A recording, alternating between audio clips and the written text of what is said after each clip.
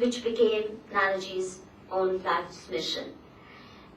Even though the economic, cultural, educational and social transformation in the hundreds of villages adopted by Nanaji Deshmukh in Chitrakoot district is truly inspirational, his work finds no mention in the scholarly journals or even journals and magazines of development organizations like civil society, simply because he came from an RSS background before he launched into his own experiment. There are numerous others like him who have drawn inspiration from their chosen faith and given their lives in the service of the poor, and that faith they consider Hinduism, but they remain unsung because they do not use a certain fashionable rhetoric to promote their work. Not surprisingly, young scholars grow up thinking that the only business of Hindu organizations is to create riots and unleash massacres and promote divides between the majority and the minority communities. This prejudice is bolstered by another popular stereotype that Hinduism has no tradition of social engagement. It is all about maintaining an unjust status quo, the caste system, untouchability, and other vicious forms of discrimination. Or at best, it's about seeking personal salvation. A fallout of this bias is the popular belief among activists and scholars that Hindu organizations work for the marginalized and impoverished communities only and solely as a strategy to counter Christian missionary activity. There is no denying that many of the social educational reform-oriented organizations such as the Arya Samaj arose from within the Hindu fold in response to sustained attacks by colonial administrators and to resist proselytization drives by Christian missionaries in late 19th century. But is that all there is to them? In this conference, I hope we'll get a chance to know their self-view through, for example, Swami Agnivesh Ji and other representatives from Arya Samaj. Vanvasi Kalyan Ashram is likewise projected by its critics as having a single-point program to counter missionary activities.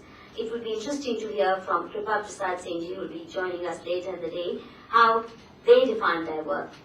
Kittu Reddy Ji represents the institutions drawing inspiration from the teachings of Sri Aurobindo, an organization which, among many other things, has created its own unique model of education.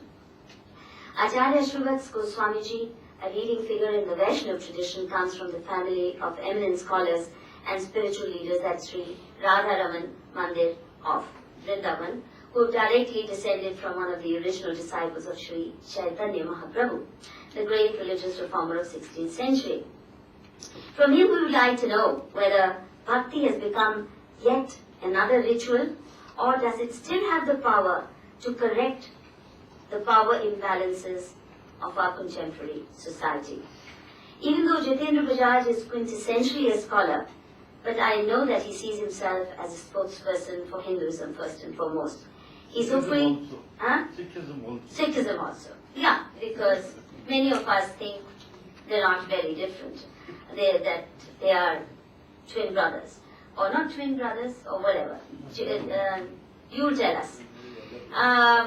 He's hopefully going to describe the historic processes through which our Dharmsthanas became mere temples and lost their role as the moral conscience of society. We also have the likes of Rajendra Singh, the founder of Tarun Bharat Sangh, and Rajiv Vohra of Swaraj Peeth. Their organizations do not carry the label Hindu, but by being deeply rooted in Gandhi's worldview, these organizations show visible influence of the Hindu ethos in every aspect of their engagement with mundane, secular issues. The phenomenon of female gurus is, I believe, somewhat unique to India. Ma Nirmala Devi is one of our most popular women spiritual leaders.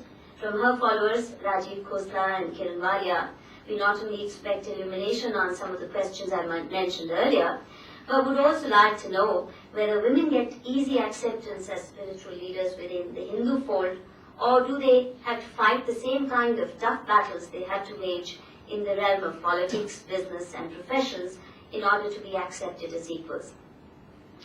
We are particularly honored that Shankaracharya ji, he keeps reminding me he's not yet Shankaracharya, he's Shankaracharya designate. पर जैसे आपने खुद ही कहा था, शेर का बच्चा शेर ही होता है शंकराचार्य जी, तो हम तो आपको मान के ही चलते हैं कि आप शंकराचार्य जी हैं